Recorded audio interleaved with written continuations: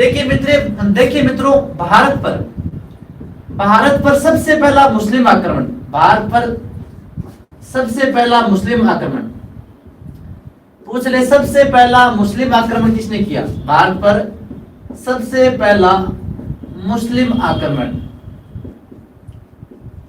भारत में सबसे पहला मुस्लिम आक्रमण हुआ था 711-12 ईस्वी में। कब हुआ था? 711-12 ईस्वी में भारत में सबसे पहला मुस्लिम आक्रमण हुआ था। और वो आक्रमण किसने किया था? मोहम्मद बिन कासिम ने। किसने किया था? मोहम्मद बिन कासिम। किसने किया था?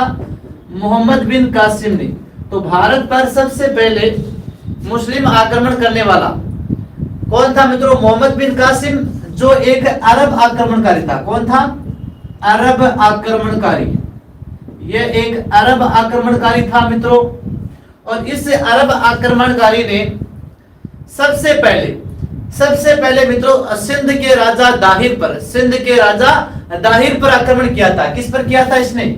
सिंध के राजा दाहिर पर आक्रमण किया था। सिंध के राजा दाहिर पर आक्रमण किया।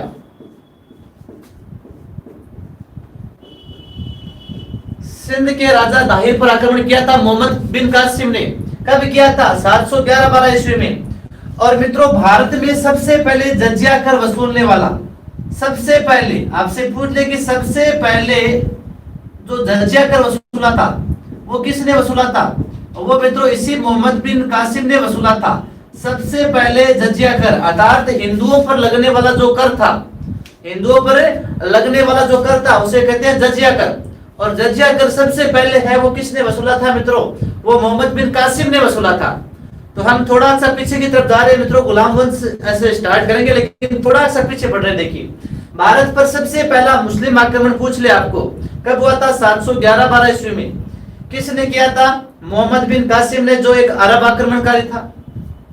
किस पर आक्रमण किया था इसने? सिंध के राजा दाहिर पर। सिंध के राजा दाहिर पर इसने आक्रमण किया था। ठीक है। और भारत में सबसे पहले जजिया कर वसूलने वाला, सबसे पहले जजिया कर वसूलने वाला जो आक्रमणकारी था वह कौन था? मोहम्मद बिन कासिम। कौन था? मोहम्मद बिन कासिम। देखिए मित्रों आगे बढ़ते हैं। अब देखिए मित्रों 1191 में होता है तराइन का प्रथम युद्ध, जिसके बारे में हमने चर्चा की थी राजस्थान हिस्ट्री में। तराइन का प्रथम युद्ध। और 1192 में होता है तराइन का द्वितीय युद्ध।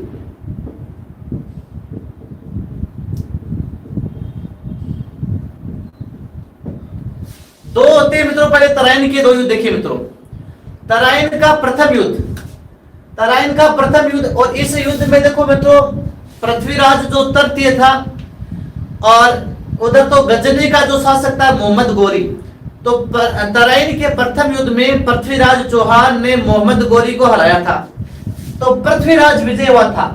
पृथ्वीराज चौहान, जिसे पृथ्वीराज तृतीय कहते हैं, पृथ्वीराज चौहान की विजय हुई थी। किससे हराया था? मोहम्मद गोरी को हराया था। किससे हराया था? मोहम्मद गोरी को। हाँ। और यहाँ पर 1192 ईस्वी में तराइन का द्वितीय युद्ध हुआ था। इसमें यहाँ पर किसकी विजय हुई थी? मोहम्मद गोरी की। किसकी विजय हुई थी? मोहम्मद गोरी की विजय हुई थी। मोहम्मद गोरी विजय हुआ था। अर्थात किसको हराया था? पृथ्वीराज तृतीय को। 1192 ईस्वी में तराइन के द्वितीय युद्ध में मोहम्मद गोरी ने हराया था मित्रों। और इसी के साथ पृथ्वीराज की हार के साथ यहाँ पर हिंदू सत्ता क्या होती है मित्रों? समाप्त होती है। और एक प्रकार से यहाँ पर भारत में जो मोहम्मद गोरी है ये मुस्लिम सत्ता की स्थापना करता है। मुस्लिम सत्ता की क्या करता है? स्थापना। तो मोहम्मद गोरी है मित्रों 1192 में। देखिए मित्रों किसे हराता है? तराइन के द्वितीय युद्ध में। तराइन के द्वितीय युद्ध में मोहम्मद गोरी है वो है पृथ्वीराज चौहान को हराकर यहाँ पर भारत में मुस्लिम सत्ता की स्थापना करता है। इसके अलावा देखिए मित्रों 1194 ईस्वी में, 1194 ईस्वी में यही मोहम्मद गोरी किसे हराता है? चंदावर के युद्ध में। चंदावर के युद्ध में 1194 ईस्वी में मोहम्मद गोरी फिर हराता है जयचंद गढ़वाल को। किसे हराता है? जयचंद गढ़वाल को। जयचंद गढ़वाल को पराजित करता है। कौन मित्रों? मोहम्मद गोरी।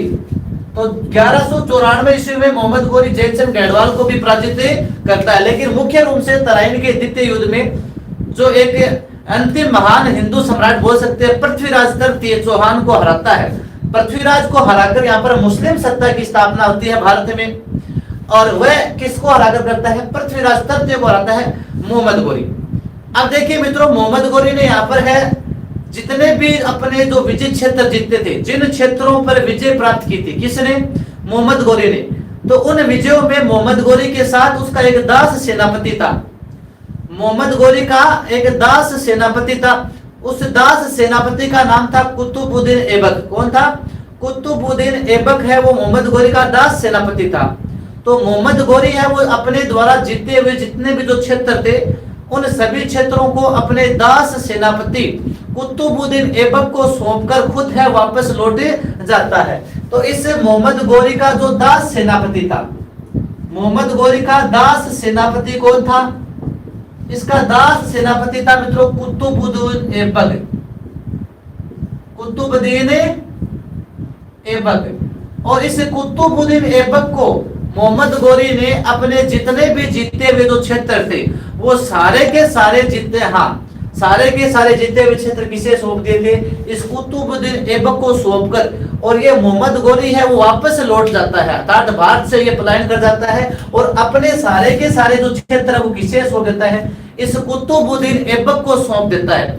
और यही कुतुबुद्दीन ऐबक है मित्रों अब आगे जाकर गुलाम वंश की क्या करेगा? स्थापना करेगा। और वहीं से हमारा जो आज का सल्तनत काल का टॉपिक है वो वहीं से प्रारंभ होगा। ठीक है मित्रों? हाँ, तो एक बार वापस देख लीजिए जितना मैंने आपको करवाया है। देखिए, भारत पर सबसे पहला मुस्लिम आक्रमण 711-12 ईस्वी में मोहम्मद बिन कासिम ने किया था, जो एक अरब आक्रमणकारी था। सिंध के राजा दाहिर पर इसने आक्रमण किया था। इसके अलावा मोहम्मद बिन कासिम ने भारत में सबसे पहले जजिया कर वसूला था, ये भी आपको ध्यान रखना है। हाँ, ये बानूजी वो क्लास नहीं होगी, ठीक है। इसके बाद में देखिए तराइन के प्रथम युद्ध में है वो मोहम्मद गोरी पराजित हो जाता है, लेकिन तराइन के द्वितीय युद्ध में मोहम्मद गोरी ने पृथ्वीराज चौहान को हराकर है मुस्लिम सत्ता की यहाँ पर स्थापना करता है। इसके पश्चात ये चंदावर के युद्ध में जयचंद गढ़वाल को भी हराता है। अब मोहम्मद गोरी ने भारत में जितने भी अपने जो क्षेत्र जीते थे उन क्षेत्रों को अपने एक दास सेनापति कुतुबुद्दीन ऐबक को सौंप देता है। और कुतुबुद्दीन ऐबक को सौंपकर, हाँ कुतुबुद्दीन ऐबक को सौंपकर ये जो मोहम्मद गोरी है ये वापस लौट जाता है। और यहाँ पर है मित्रों कुतुबुद्दीन ऐबक है ये आगे चलकर अब दास वंश की या गुलाम वंश की स्थापना करेगा। हाँ, तो ये आपको ध्यान में रखना है मित्रों। अब एक बार आप स्क्रीनशॉट ले लीजिए, हम आगे बढ़ते हैं।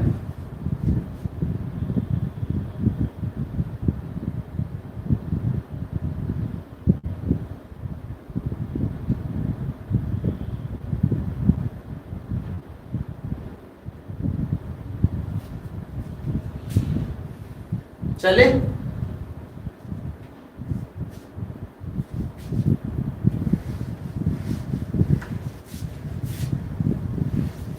अब हम मित्रों एक एक करके इस सल्तनत काल के जितने भी वंश हुए हैं उन वंशों को एक एक करके पढ़ेंगे।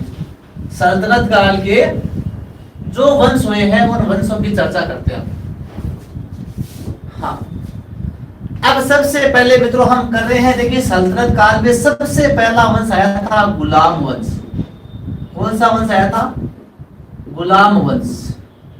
और इसी वंश को कहते हैं मित्रों दास वंश। क्या कहते हैं? दास वंश। इसे ही कहते हैं मामलूक वंश या ममलूक वंश। दास वंश कहते हैं, गुलाम वंश कहते हैं, इसे ही मामलूक वंश कहते हैं। मामलूक वंश। हाँ नमस्कार बलबीर जी। हाँ, अब इस मामलूक वंश का जो समय था वो था 1206 से 1290 ईस्वी तक। जो मामलूक वंश पढ़ेंगे हम, या हम गुलाम वंश पढ़ेंगे मित्रों, या दास वंश पढ़ेंगे, इसका जो समय था वो समय कितना है? 1206 ईस्वी से लेकर 1290 ईस्वी तक इसका क्या था मित्रों? समय था। अब देखिए मित्रों, भारत में जो गुलाम वंश है या दास वंश है, इस गुलाम वंश या दास वंश की स्थापना किसने की? गुलाम वंश का जो संस्थापक है वो कौन था? पूछ ले एग्जाम में सबसे पहले ये क्वेश्चन पूछा भी गया है कि भारत में गुलाम वंश का जो संस्थापक है या दास वंश का संस्थापक है वो कौन था मित्रों? तो गुलाम वंश का संस्थापक था मित्रों कुतुबुद्दीन ऐबक। कौन था? कुतुबुद्दीन ऐबक। देखिए मित्रों, मैंने आपको पहले ही बता दिया, इसका नाम है ये गुलाम वंश या दास वंश क्यों पड़ा? गुलाम वंश या दास वंश है इसका नाम इसलिए पड़ा क्योंकि जो कुतुबुद्दीन ऐबक है ये मित्रों मोहम्मद गोरी का, हाँ मोहम्मद गोरी का ये क्या था? एक दास सेनापति था। मोहम्मद गोरी ने अपने जीते हुए जो क्षेत्र थे, मोहम्मद गोरी के द्वारा भारत में जीते हुए क्षेत्र है, इस कुतुबुद्दीन ऐबक को सौंपे जाते हैं और कुतुबुद्दीन यहाँ पर है दिल्ली का शासक बनता है। इसलिए मोहम्मद गोरी का ये दास था, इसलिए इस वंश का नाम क्या पड़ा मित्रों? दास वंश। या इसी का नाम क्या पड़ा हुआ? गुलाम था, तो इसका नाम क्या पड़ गया? गुलाम वंश नाम इसका पड़ गया। ये आपको ध्यान में रखना है। अब देखिए मित्रों, यहाँ पर मुख्यतः जो दास वंश के जो शासक हुए हैं, वैसे टोटल 11 शासक थे। कितने थे? कुल 11 शासक थे। उनमें से जो दास है वो दासों की संख्या है वो 3 थी। कितने दास थे यहाँ पर? 3। तो देखिए मित्रों, वो दास कितने थे यहाँ पर? 3 ही दास थे। एक तो कुतुबुद्दीन ऐबक, ये कुतुबुद्दीन ऐबक किसका मित्रों है? वो दास था। कुतुबुद्दीन जो ऐबक है ये मोहम्मद गोरी का दास था। अब कुतुबुद्दीन ऐबक का भी एक दास था, उस दास का नाम था इल्तुतमिश। क्या था? इल्तुतमिश। इल्तुतमिश किसका दास था? इल्तुतमिश है मित्रों कुतुबुद्दीन ऐबक का दास था। और कुतुबुद्दीन किसका दास था? कुतुबुद्दीन है मित्रों मोहम्मद गोरी का दास था। किसका दास था? मोहम्मद गोरी का दास था। जबकि मित्रों इल्तुतमिश है, इस इल्तुतमिश का दास कौन था? इसका दास था मित्रों बलबन। कौन था? बलबन है वो इसका दास हुआ करता था। हाँ, तो देखिए मित्रों, यानी यहाँ पर 3 मुख्य दास हुए थे। हाँ, 3 मुख्य दास हुए थे, यानी दास वंश पढ़ रहे। इस दास वंश में 3 दास हुए। एक तो कुतुबुद्दीन ऐबक जो खुद दास था गोरी का। नमस्कार शारदा जी, स्वागत है। और कुतुबुद्दीन ऐबक का दास इल्तुतमिश, और इल्तुतमिश का दास कौन था मित्रों? इसका दास था मित्रों बलबन। ये मुख्यतः 3 दास मान लेते हैं। हाँ, अब देखिए मित्रों, कुछ इतिहासकार कहते हैं कि इस जो दास वंश है या गुलाम वंश है, इस दास वंश या गुलाम वंश में जो है दासों की संख्या तो कितनी है? 3। जबकि यहाँ पर जो कुल शासक हुए हैं वो कुल शासक है कितने हुए हैं? 11। कितने हुए हैं? टोटल शासक 11 हुए, जिनमें से दास तो कितने हैं? दास तो है यहाँ पर 3 हुए।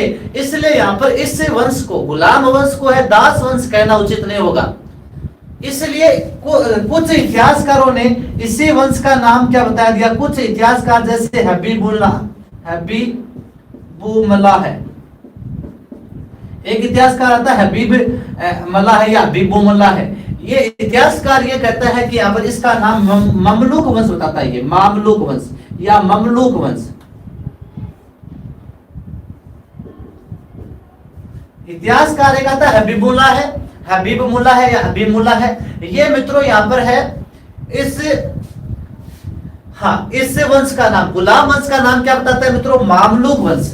हाँ, मामलूक वंश। देखिए मित्रों, जो मामलूक है, ये मामलूक एक अरबी भाषा का शब्द है। कैसा है मित्रों? मामलूक एक अरबी भाषा का शब्द है। अरबी भाषा का शब्द है, और अरबी भाषा का शब्द है जिसका अर्थ क्या होता है? मामलूक का अर्थ होता है मित्रों, हाँ, मामलूक का जो अर्थ होता है, ये मामलूक का अर्थ होता है मित्रों यहाँ पर है स्वतंत्र जो माता पिता है, स्वतंत्र माता पिता से उत्पन्न हुए दास। स्वतंत्र माता पिता से उत्पन्न हुए दास, स्वतंत्र माता पिता से उत्पन्न हुए दास से क्या कहलाते हैं मित्रों? मामलूक कहलाते हैं। तो देखिए हबीबुल्लाह है, एक इतिहासकार है हबीबुल्लाह या हबीबुल्लाह है, इसके अनुसार है दास वंश है। इस दास वंश के यहाँ पर शासक है, इन दास वंश के शासकों को इसने क्या कहा है? मामलूक वंश कहा है। क्यों कहा है? क्योंकि दासों की संख्या तो यहाँ पर 3 थी, जबकि टोटल यहाँ पर जो संख्या थी, टोटल संख्या थी वो टोटल है 11 शासक हुए थे। गुलाम वंश के टोटल शासक 11 हुए थे, इसलिए सभी शासक किसी के दास नहीं थे। और इसलिए इस इतिहासकार ने या कुछ इतिहासकार इसी वंश का नाम क्या बताते हैं? मामलूक वंश बताते हैं। और मामलूक का जो मित्रों, ये मामलूक है, ये एक अरबी भाषा का शब्द है जिसका जो शाब्दिक अर्थ होता है मामलूक का, वो होता है स्वतंत्र माता पिता से उत्पन्न हुए दास। इसका अर्थ क्या होता है? स्वतंत्र माता पिता से उत्पन्न हुए दास। स्वतंत्र माता पिता से उत्पन्न हुए दास, किसका अर्थ होता है? मामलुक वंश का अर्थ होता है। तो ये मित्रों गुलाम वंश है। अब गुलाम वंश की मित्रों हम एक एक करके जानकारी करेंगे, एक एक शासकों के बारे में पढ़ेंगे। इतने हमने पढ़ा है कि गुलाम वंश का संस्थापक है ये कुतुबुद्दीन ऐबक था, ये आपको ध्यान में रखना है। इसमें 3 मुख्यतः गुलाम या दास की संख्या मानी गई थी। कुछ इतिहासकार कहते हैं कि यहाँ पर टोटल शासक 11 थे, इसलिए सभी को दास कहना उचित नहीं है। और यहाँ पर हबीबुल्लाह जो इतिहासकार है उसने है यहाँ पर मामलुक वंश इसका नाम बताया। मामलुक अरबी भाषा का शब्द है जिसका अर्थ है स्वतंत्र माता पिता से उत्पन्न हुए दास। ठीक है, हाँ चले। स्वतंत्र माता पिता का अर्थ होता है गुरुदारा जी जो किसी के दास नहीं हो।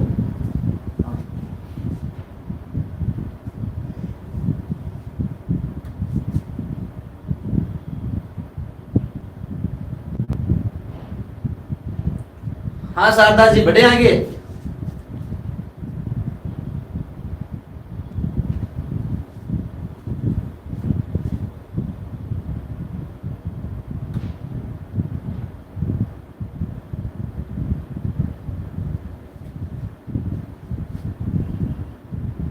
हाँ लीजिए स्क्रीनशॉट।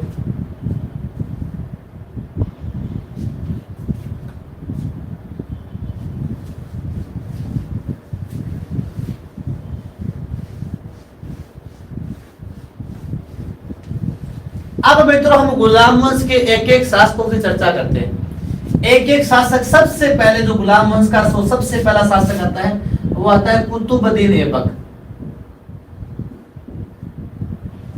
गुलाम वंश के एक एक शासकों की हम चर्चा करेंगे। 1206 से चलेंगे, 1290 पर जाकर रुकेंगे। ठीक है, अब देखिए मित्रों कुतुबुद्दीन ऐबक जो 1206 में शासक बनेगा और 1210 तक, 1206 ईस्वी से लेकर 1210 तक जो शासक है वो कौन था मित्रों? कुतुबुद्दीन ऐबक। कुतुबुद्दीन ऐबक के बारे में हमने चर्चा कर ली कि ये मोहम्मद गोरी का दास था। किसका दास था? मोहम्मद गोरी का दास था। मोहम्मद गोरी का दास था और यहाँ पर सल्तनत काल में ये दास वंश का संस्थापक भी था। दास वंश का या गुलाम वंश का संस्थापक पूछ लिया आपको। दास वंश का क्या था? ये संस्थापक, दास वंश का संस्थापक। हाँ, तो दास वंश का संस्थापक था, ये आपको ध्यान रखना है। मोहम्मद गोरी का दास था और दास वंश का संस्थापक कौन था? कुतुबुद्दीन ऐबक था मित्रों। और इसी कुतुबुद्दीन ऐबक ने मित्रों भारत में है, इसे कहते हैं तुर्की साम्राज्य का संस्थापक। तो तुर्की साम्राज्य की नींव डालने वाला जो शासक था वह कौन था मित्रों? कुतुबुद्दीन ऐबक था। तो तुर्की साम्राज्य का संस्थापक भी बोल सकते हैं आप। ठीक है, अब देखिए मित्रों जो कुतुबुद्दीन ऐबक है, ये कुतुबुद्दीन ऐबक है, इसके माता पिता है वो तुर्किस्तान के थे। तुर्किस्तान के थे जो तुर्क थे। तो कुतुबुद्दीन के माता पिता वो तुर्किस्तान के तुर्क हुआ करते थे।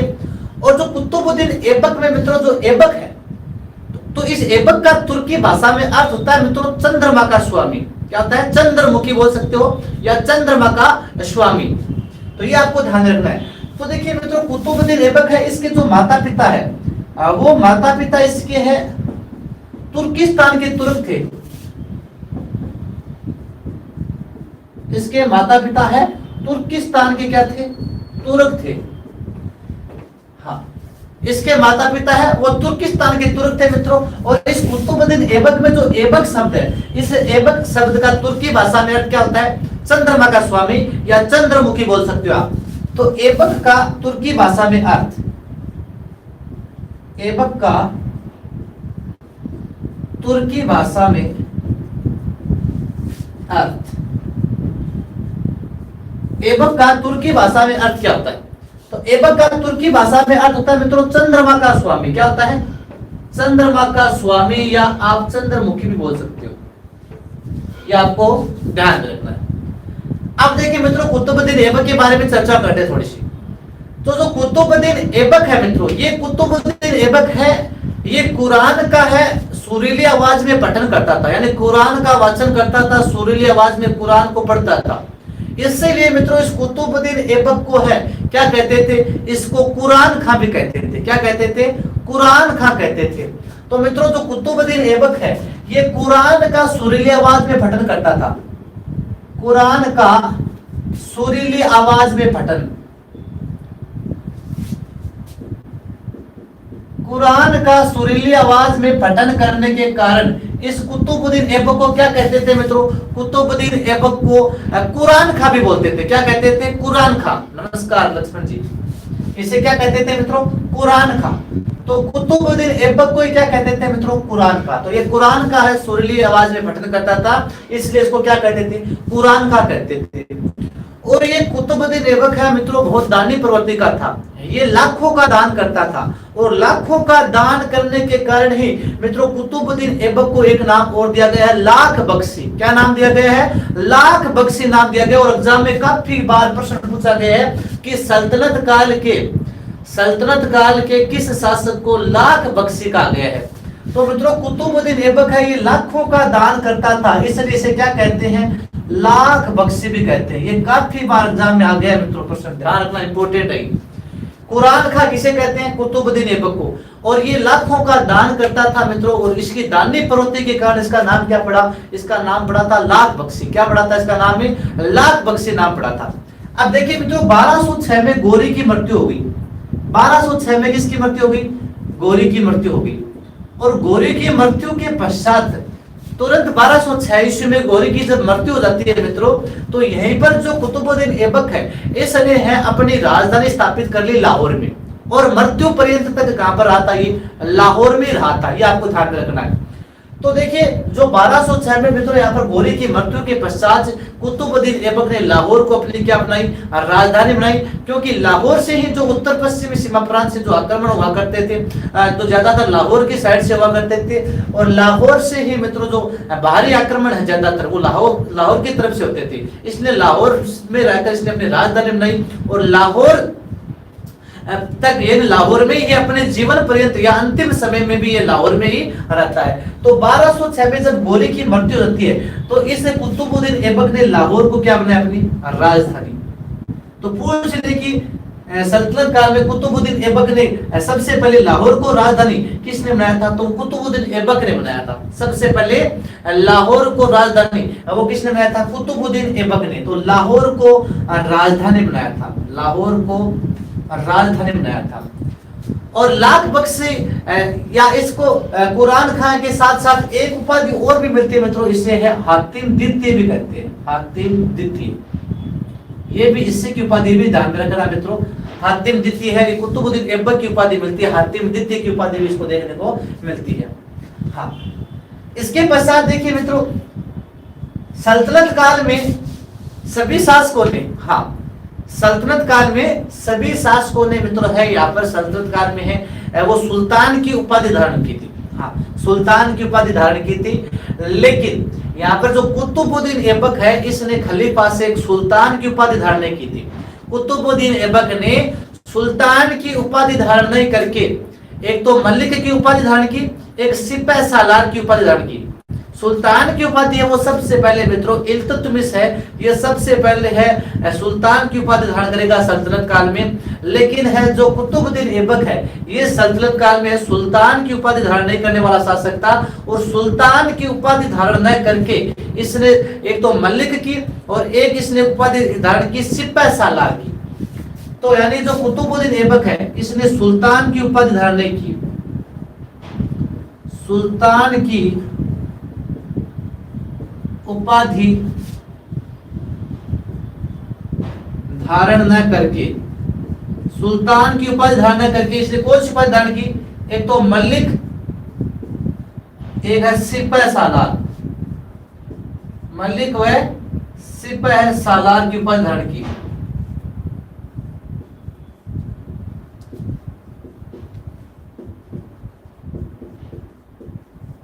हाँ, ये भी आपको ध्यान रखना है। सुल्तान की उपाधि आगे के जो बादशाह आएंगे सल्तनत काल में वो सुल्तान की उपाधि धारण करेंगे, ठीक है। और यहाँ पर है मित्रों मलिक और सिपह सालार की उपाधि है वो किसने धारण की है? मलिक व सिपह सालार की उपाधि है वो कुतुबुद्दीन ऐबक ने धारण की है। तो एक बार वापस कुतुबुद्दीन ऐबक को पढ़िए, इसके बारे में 2-4 पॉइंट और है उनकी चर्चा भी आगे करेंगे। 1206 से 1210 तक किसका कार्यकाल था? गुलाम वंश में कुतुबुद्दीन ऐबक का कार्यकाल था। और मोहम्मद गोरी का ये दास था, भारत में दास वंश का या गुलाम वंश का संस्थापक था, तुर्की साम्राज्य का संस्थापक बोल सकते हैं, भारत में तुर्की साम्राज्य की नींव डाली थी इसने। ठीक है, माता पिता इसके तुर्किस्तान के तुर्क थे, तुर्किस्तान के तुर्क है वो इसके माता पिता थे। और ऐबक का जो तुर्की भाषा में अर्थ होता है चंद्रमुखी या चंद्रमा का स्वामी बोल सकते हैं। ये कुरान का सुरीली आवाज में पठन करता था, इसलिए इसे कुरान खा भी कहते हैं। इसी कुतुबुद्दीन ऐबक को लाखों का दानी होने के कारण लाख बख्शी भी कहते हैं। हातिम द्वितीय की उपाधि भी इसको प्राप्त थी। ठीक है, 1206 में जब गोरी की मृत्यु हो जाती है तो लाहौर को ये अपने क्या बनाता है मित्रों? राजधानी बनाता है। तो लाहौर को राजधानी बनाने वाला लाहौर है। सबसे पहले लाहौर को राजधानी किसने बनाई थी? कुतुबुद्दीन ऐबक ने सबसे पहले मित्रों लाहौर को राजधानी बनाई थी। इस कुतुबुद्दीन ऐबक ने सुल्तान की उपाधि धारण न करके किसकी उपाधि धारण की थी? इसने मलिक व सिपह सलार की उपाधि धारण की थी। तो मित्रों ये एक बार आप स्क्रीनशॉट लीजिए।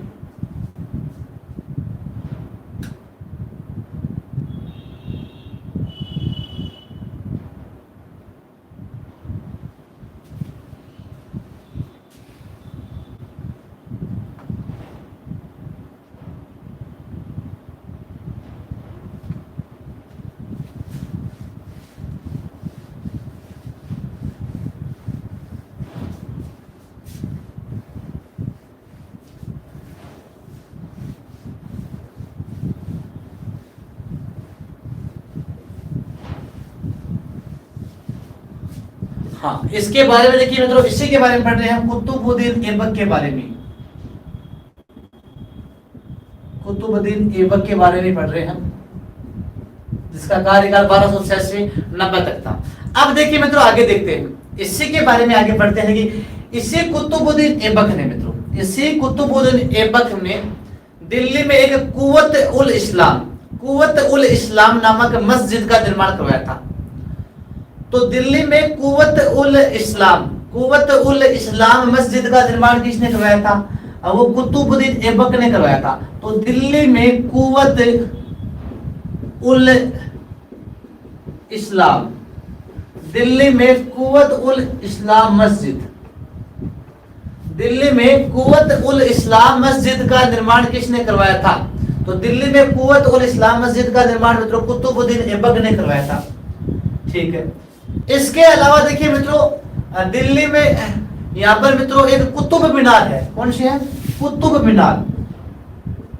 इस कुतुब मीनार का जो निर्माण कार्य प्रारंभ है, इस कुतुब मीनार का निर्माण कार्य है वो प्रारंभ किसने करवाया था? तो कुतुब मीनार का जो निर्माण कार्य प्रारंभ है मित्रों वो कुतुबुद्दीन ऐबक ने करवाया था। किसने करवाया था? कुतुबुद्दीन ऐबक ने कुतुब मीनार का निर्माण कार्य प्रारंभ करवाया था। लेकिन कुतुब मीनार का जो पूरा निर्माण है वो इल्तुतमिश ने है, वो उसका पूरा निर्माण करवाया था। तो कुतुब मीनार जो दिल्ली में है का निर्माण प्रारंभ करवाया था। पूछ ले कुतुब मीनार का निर्माण किस शासक के काल में शुरू हुआ था? तो इसका जो निर्माण है वो मित्रों वो ऐबक के समय शुरुआत हुई थी। लेकिन कुतुब मीनार का जो पूरा निर्माण कार्य है, इसको पूरा निर्माण करवाया इसका, वो किसने करवाया था? इल्तुतमिश ने। इसके बाद में जो शासक आएगा इल्तुतमिश, इस इल्तुतमिश ने मित्रों है कुतुब मीनार का निर्माण करवाया था। हाँ, अब आपसे ये पूछ ले मित्रों, जो कुतुब मीनार है जिसका निर्माण कार्य प्रारंभ करवाया था किसने? कुतुबुद्दीन ऐबक ने। ये कुतुब मीनार किसको समर्पित है? कुतुब मीनार है वो किसको समर्पित है? कुतुब मीनार है ये किसको समर्पित है मित्रों? तो देखिए मित्रों कुतुब मीनार है, इस कुतुब मीनार को समर्पित किया है यहाँ पर एक सूफी संत था। सूफी संत था ख्वाजा कुतुबुद्दीन बख्तियार काकी। ख्वाजा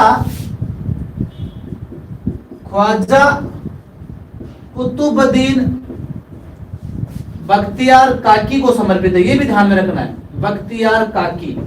आप ये मत सोचना कि जो कुतुब मीनार है वो कुतुबुद्दीन ऐबक के नाम पर बनी थी, ये ध्यान में रखना आपको।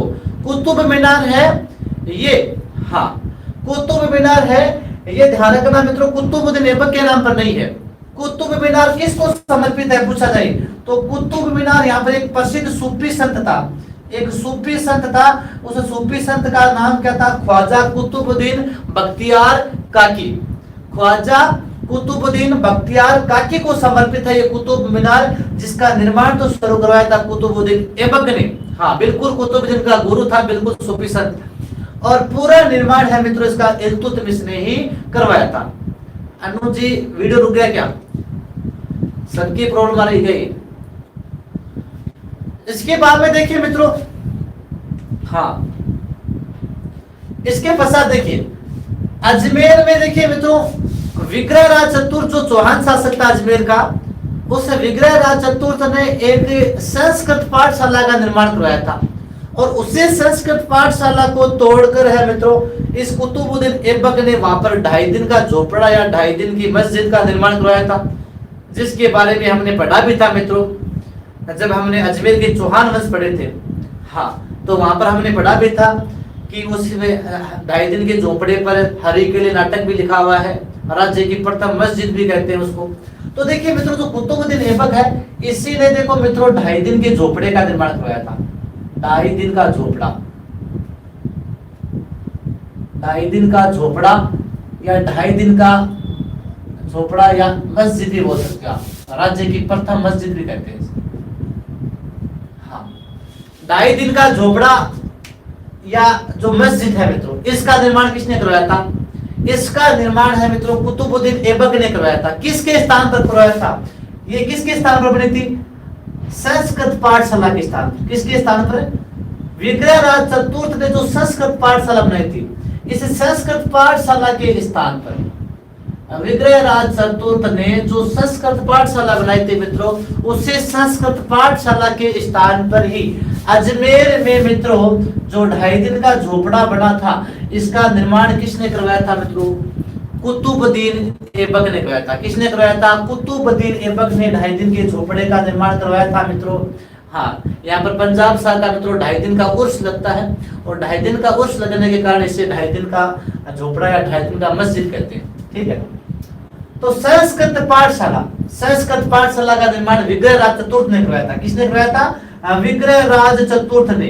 चौहान शासक था विग्रह राज चतुर्थ, इसने जो संस्कृत पाठशाला का निर्माण करवाया था, उसी को तोड़कर यहाँ पर मित्रों 2.5 दिन की मस्जिद या 2.5 दिन का झोपड़े का निर्माण किसने करवाया था मित्रों?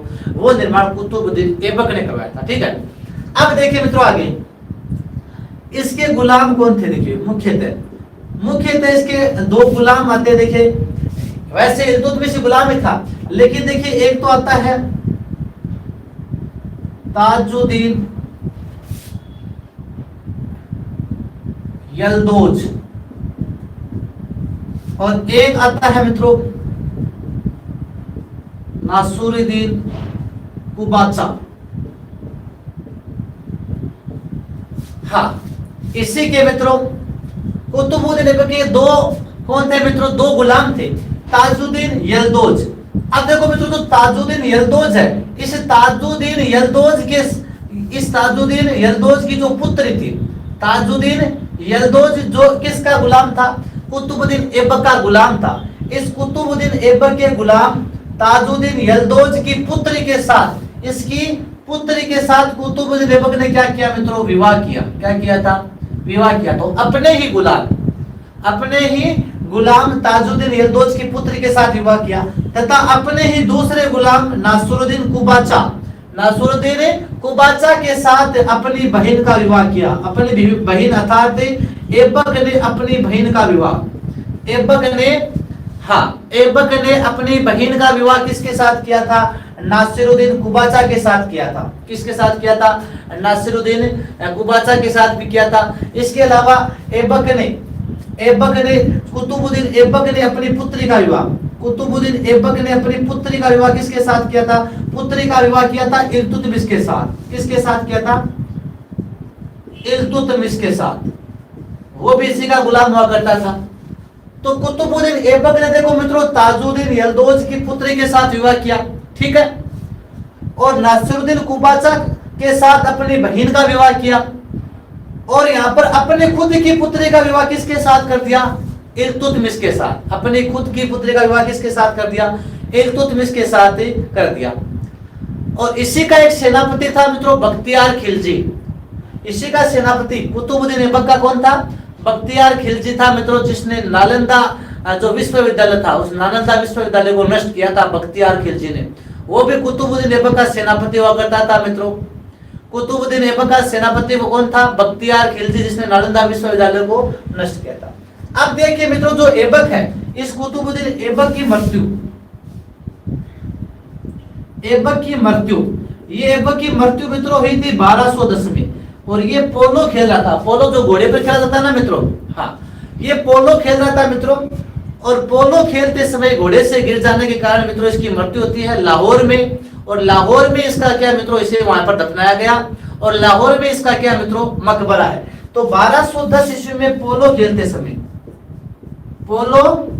खेलते समय घोड़े से गिर जाने के कारण इसकी क्या हो गई मित्रों, मृत्यु हो गई। घोड़े से गिर जाने के कारण इसकी क्या हो गई, मृत्यु हो गई। और लाहौर में इसका क्या बना मित्रों, लाहौर में इसको दफनाया गया। और लाहौर में इसका क्या बना मित्रों, मकबरा बना है। लाहौर में इसका क्या बना मित्रों, लाहौर में इसका मकबरा बना है। तो ये आपको ध्यान में रखना है। एक बार वापस देख लीजिए, कुतुबुद्दीन ऐबक दिल्ली में इसने कुव्वत उल इस्लाम मस्जिद का निर्माण करवाया। ठीक है, पॉइंट नंबर 1। कुतुब मीनार का निर्माण तो प्रारंभ करवाया था अपने सूफी संत ख्वाजा कुतुबुद्दीन बख्तियार काकी की स्मृति में, लेकिन पूरा किसने करवाया था, इल्तुतमिश ने। ठीक है, हाँ। इसके पश्चात देखिए मित्रों, इसी ने यानी कुतुबुद्दीन ऐबक ने ही मित्रों अजमेर में 2.5 दिन के झोपड़े का निर्माण करवाया था, विग्रहराज चतुर्थ द्वारा बनाई गई संस्कृत पाठशाला को तोड़कर। ठीक है, इसके पश्चात इस कुतुबुद्दीन ऐबक के गुलाम ताजुद्दीन यल्दौज की पुत्री के साथ कुतुबुद्दीन ने विवाह किया। और नासिरुद्दीन कुबाचा जो इसी का गुलाम था, इसके साथ अपनी बहन का विवाह किया। कुतुबुद्दीन ने अपनी पुत्री का विवाह इल्तुतमिश के साथ भी किया था। ठीक है, ऐबक की मृत्यु है पोलो खेलते समय घोड़े से गिर जाने के कारण लाहौर में हुई थी। और लाहौर में मित्रों इसका क्या बना है, लाहौर में इसका क्या बना है मित्रों, मकबरा भी बना है। और बख्तियार खिलजी जो कुतुबुद्दीन ऐबक का है सेनापति हुआ करता था, उस बख्तियार खिलजी ने मित्रों नालंदा विश्वविद्यालय को नष्ट किया था। तो ये आपका कुतुबुद्दीन ऐबक के संदर्भ में जितने भी फैक्ट बनते हैं मित्रों, हमने यह चर्चा की है। इसके आगे वाले शासक की चर्चा करते हैं। पहले आप स्क्रीनशॉट लीजिए।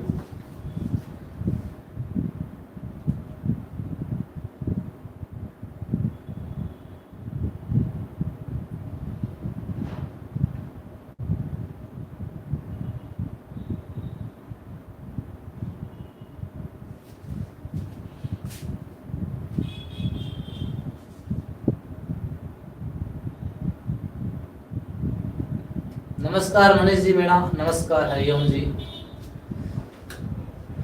चलते हैं अखिल जी, आगे चले।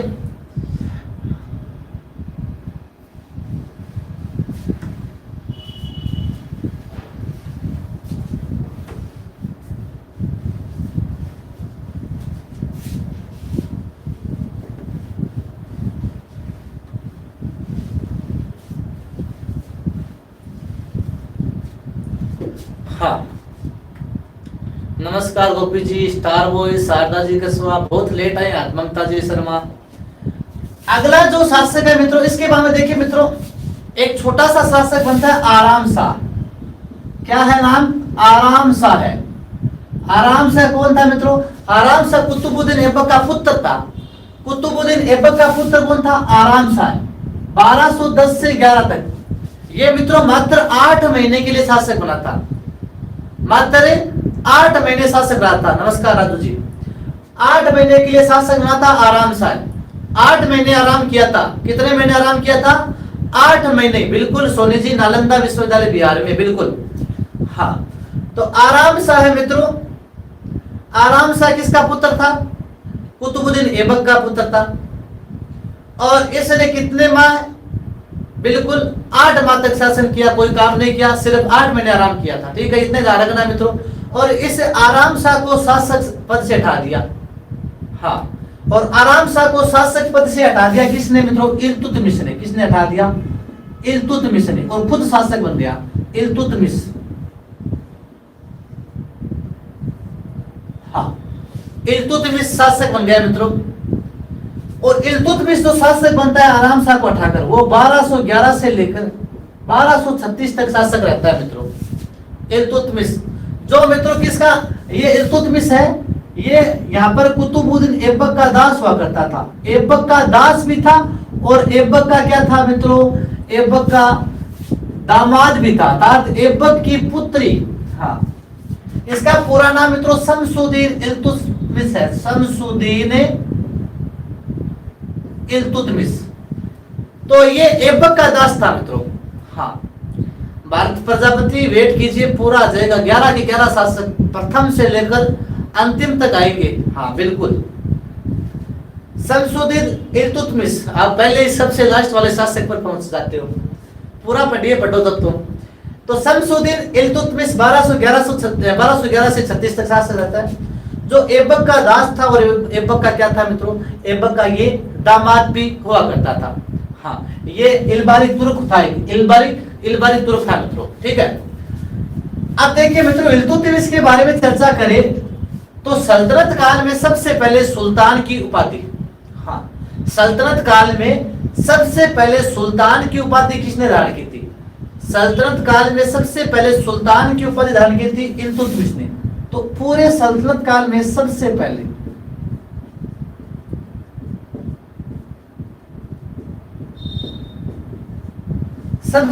सुल्तान की उपाधि, सबसे पहले सुल्तान की उपाधि धारण किसने की मित्रों? तो सल्तनत काल में सबसे पहले, पूछ ले भैया एग्जाम में, सबसे पहले सुल्तान की उपाधि किसने धारण की? तो सबसे पहले सुल्तान की उपाधि मित्रों इल्तुतमिश ने धारण की थी। और जो इल्तुतमिश है मित्रों, इसने लाहौर के स्थान पर अपनी राजधानी किसे बनाया? लाहौर के स्थान पर, लाहौर के स्थान पर इसने अपनी राजधानी किसे बनाया मित्रों, बताइए?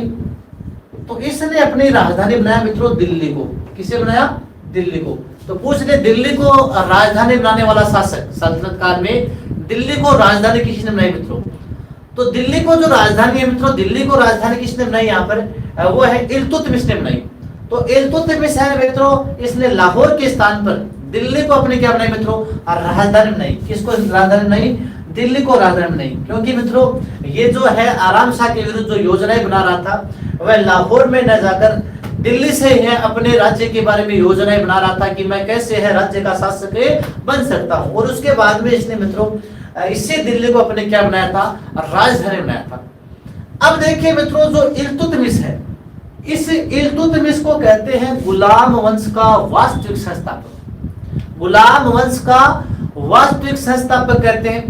पूरे सल्तनत काल का वास्तविक संस्थापक कहते हैं। पूरे सल्तनत काल का क्या कहते हैं? वास्तविक संस्थापक कहते हैं। दो विद्वान आते हैं, एक तो आते हैं डॉक्टर ईश्वरी प्रसाद। कौन आते हैं? डॉक्टर ईश्वरी प्रसाद।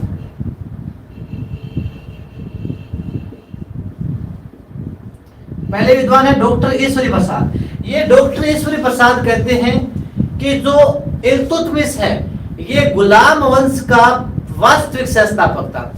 देखो, आपको गुलाम वंश का सिर्फ संस्थापक पूछ ले, गुलाम वंश का सिर्फ संस्थापक पूछे तो आपको क्या करना है? कुतुबुद्दीन ऐबक करना है।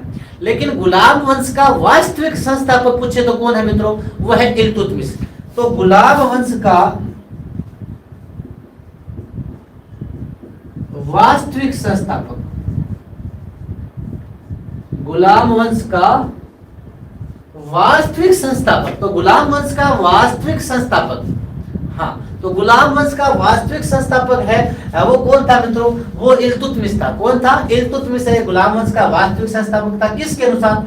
डॉक्टर ईश्वरी प्रसाद के अनुसार। एक आते हैं doctor RP. Tripathi. Doctor RP. Tripathi.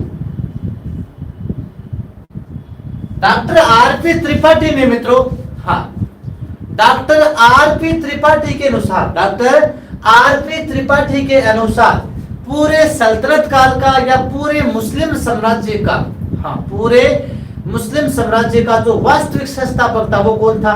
वो था आपका इल्तुतमिश। तो पूरे सल्तनत काल का, पूरे सल्तनत काल का वास्तविक संस्थापक, पूरे सल्तनत काल का वास्तविक संस्थापक पूछ ले आपको। तो पूरे सल्तनत काल का मित्रों वास्तविक संस्थापक है वो भी कौन था? वो इल्तुतमिश ही था। कौन था मित्रों? इल्तुतमिश है। ये पूरे सल्तनत काल का वास्तविक संस्थापक जाना जाता है। ठीक है। हाँ, अब देखिए मित्रों, अब जो इल्तुतमिश है मित्रों, इस इल्तुतमिश के काल की दो प्रमुख घटना याद रखनी है। एक तो इल्तुतमिश ने मित्रों इक्ता प्रथा का प्रचलन शुरू किया। इक्ता प्रथा का प्रचलन, तो इक्ता प्रथा का जो प्रचलन है वो किस शासक के समय शुरू हुआ था? तो इक्ता प्रथा का प्रचलन है मित्रों वो इल्तुतमिश के शासन के समय पर शुरू हुआ था। इक्ता प्रथा क्या होती है?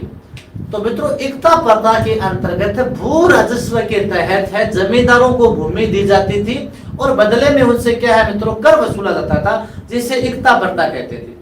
तो मित्रों इक्ता प्रथा का प्रचलन है वो किस सल्तनत काल के शासक के समय हुआ था? तो इक्ता प्रथा का जो प्रचलन है मित्रों, इक्ता प्रथा का प्रचलन है मित्रों वो सल्तनत काल में इसी इल्तुतमिश के समय हुआ था। इक्ता प्रथा का प्रचलन अर्थात भू राजस्व के रूप में जमींदारों को भूमि देना और कर वसूलना, इसे कहते हैं इक्ता प्रथा या इक्ता प्रणाली भी कह सकते हैं आप।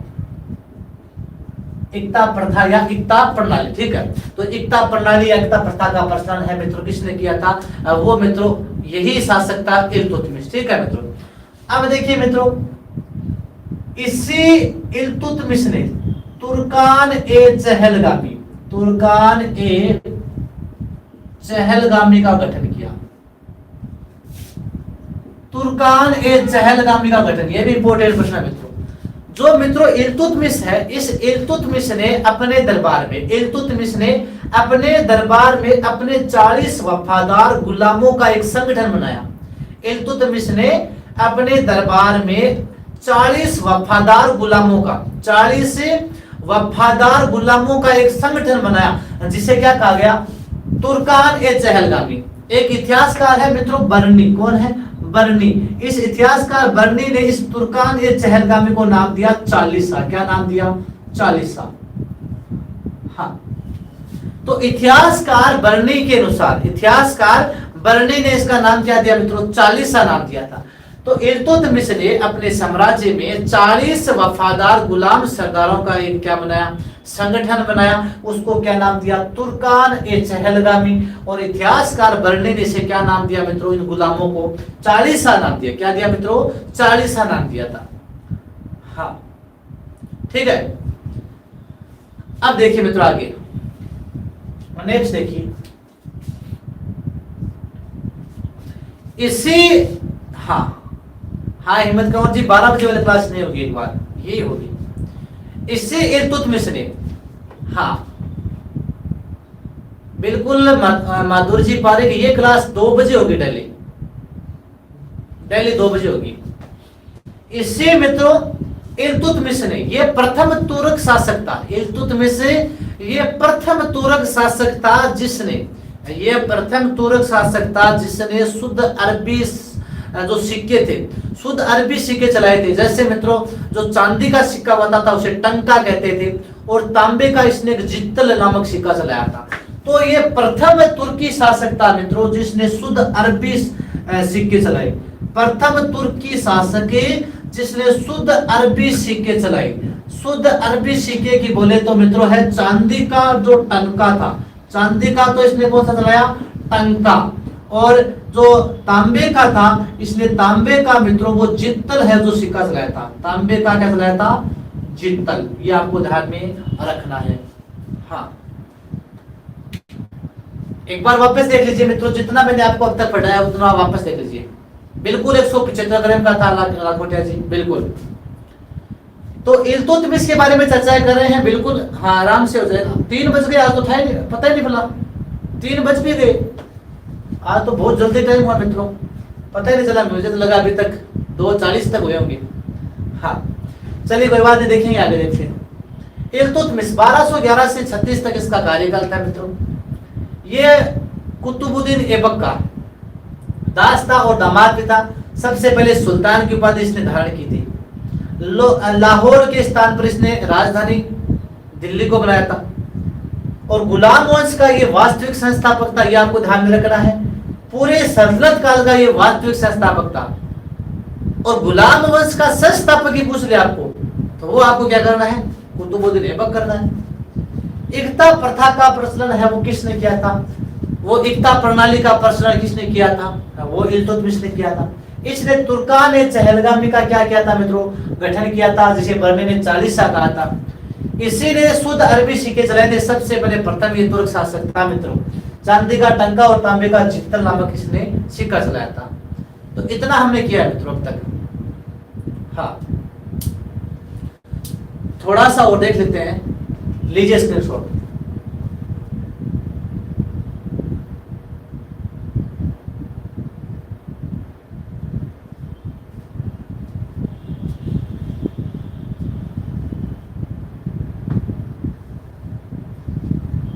बस 5 मिनट की क्लास और देख लेते हैं ना, उसके बाद में आज पता नहीं चला क्लास का, मुझे इतना टाइम हो गया।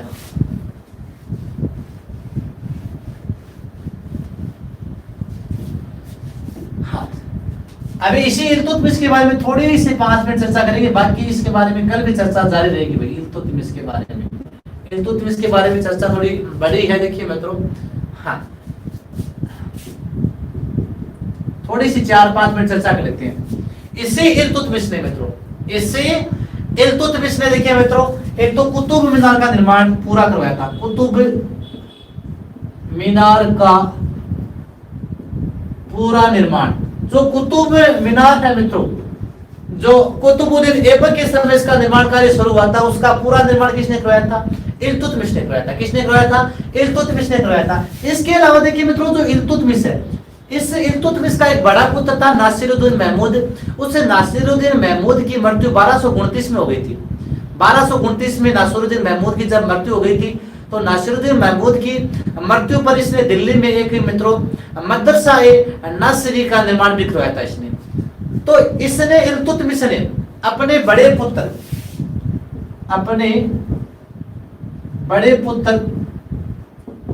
नासिरुद्दीन